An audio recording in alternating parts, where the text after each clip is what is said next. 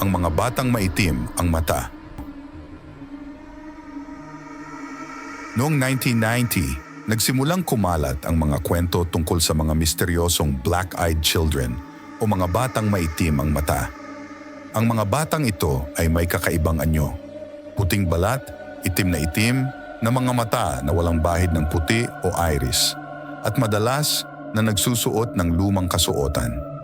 Ang kanilang presensya ay nagdudulot ng matinding takot at kaba sa sino mang makatagpo sa kanila. Ang unang dokumentadong insidente ay naganap noong 1996 sa Texas, USA. Ang isang mamamahayag na nagngangalang Brian Bethel ay nagbahagi ng kanyang nakakatakot na karanasan sa isang online forum. Ayon sa kanya, isang gabi habang nakaparada ang kanyang kotse, dalawang batang lalaki na may edad mula 9 hanggang 12 ang lumapit sa kanya. Humiling sila ng sakay pauwi dahil naiwan nila ang kanilang pera at gusto nilang manood ng pelikula. Habang kausap ni Brian ang mga bata, napansin niyang kakaiba ang kanilang anyo. Bago tayo magpatuloy, kung bago ka pa lang sa MKK, mga kwento ng kababalaghan, at gusto mo ang ganitong mga kwento, huwag kakalimutang mag-subscribe at i-click ang notification bell para laging updated sa mga bagong videos. Kung nagustuhan mo ang ganitong mga video, paki-like at i-share sa iyong mga kaibigan. Nang tumingin siya sa kanilang mga mata, nakita niya na itim ang mga ito. Agad siyang nakaramdam ng matinding takot at kabog sa dibdib. Bagaman, paulit-ulit na humihiling ang mga bata na papasukin sila sa loob ng kotse, nagdesisyon si Brian na umalis na lamang at iniwan ang mga ito. Matapos lumabas ang kwento ni Brian, dumami ang mga ulat ng mga taong nagsasabing nakaranas din sila ng kaparehong insidente. Ang mga black-eyed children ay karaniwang lumilitaw sa harap ng bahay, sa mga kotse o sa mga pampublikong lugar tulad ng parke at kalsada. Palagi silang humihiling na papasukin sa loob ng bahay o sasakyan at ang kanilang mga boses ay tila puno ng puwersa at autoridad. Ang mga sumusunod ay karaniwang elemento ng mga kwento tungkol sa black-eyed children. Paglitaw sa gabi.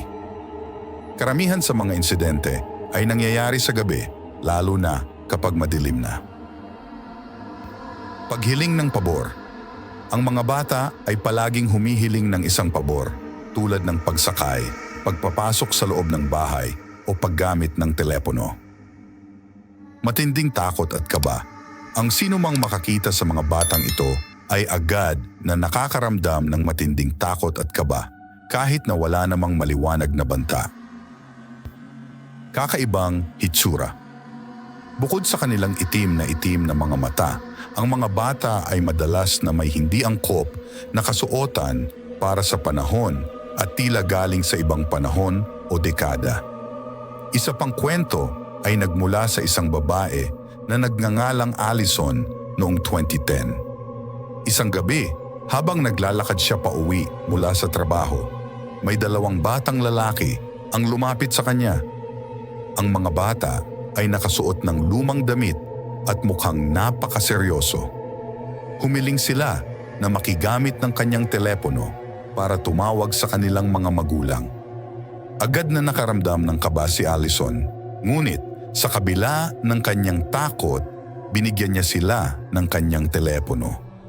Nang iniabot niya ito, nakita niya ang kanilang mga mata, itim at walang kabuhay-buhay. Agad niyang binawi ang telepono at sinabing hindi niya ito pwedeng ipahiram. Nagbago ang tono ng mga bata at naging mas insistent. Nararamdaman ni Allison ang puwersa ng kanilang mga salita, ngunit nagdesisyon siyang umalis na lamang at tumakbo pauwi. Pagkarating niya sa bahay, kinuwento niya sa kanyang asawa ang nangyari. Dahil sa matinding kaba, tinawagan nila ang mga pulis, ngunit wala nang nakita sa lugar kung saan niya nakita ang mga bata. Ang karanasan ni Allison ay nag-iwan ng malalim na takot at palagi niyang naaalala ang mga maitim na mata ng mga batang iyon.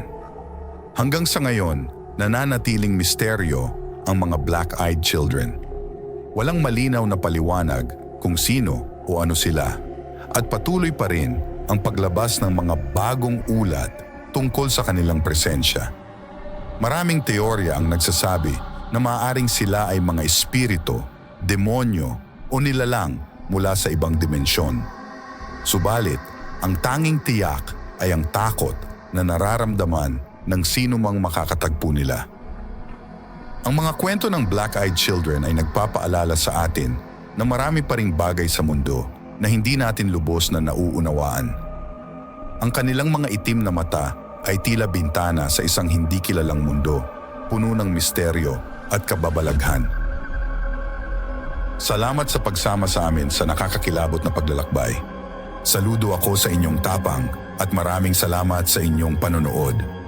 Kung gusto mo ang ganitong mga kwento, huwag kalimutang mag-subscribe at i-click ang notification bell icon para lagi kang updated sa aming mga pinakabagong kwentong makapanindig balahibo.